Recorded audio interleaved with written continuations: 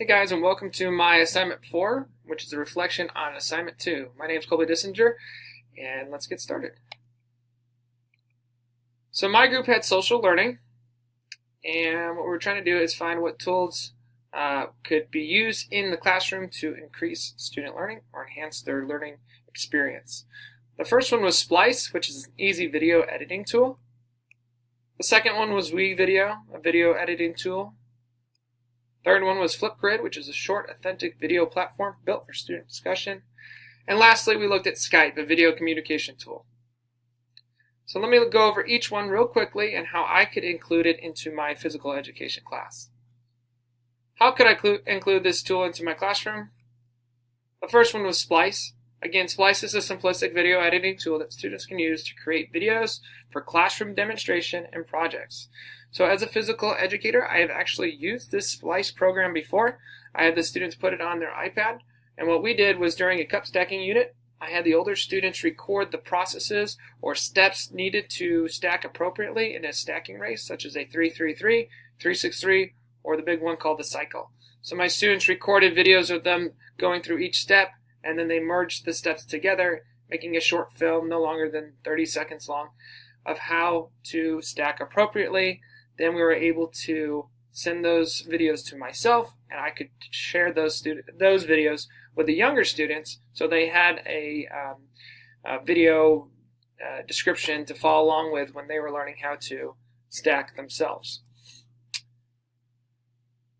WeVideo is just like Splice. It's a video editing tool. I would suggest using WeVideo for teachers to create lesson plan ideas to share with colleagues. I think Splice is slightly more simplistic and easier to use, so it's more student friendly. But WeVideo would be a great way to share lesson plan ideas with your colleagues around the globe or in the district. So I like to share my ideas on Twitter, but a lot of times those are videos. So what I can do here is I could record a video of a game that I've come up with and then edit it down and share it on Twitter or social media, or just send the file to other colleagues. The next one I would like to look at is Flipgrid. Flipgrid, students can use it as a easy to use discussion video platform. And we actually use this in the another class at Fort Hays State.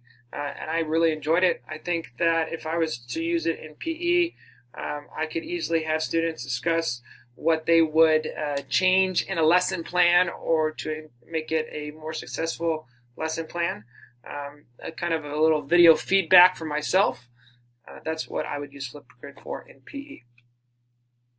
And lastly, Skype. Skype can be used as a way for students and teachers to collaborate with peers around the globe. And you're thinking, man, this would be a little bit tricky.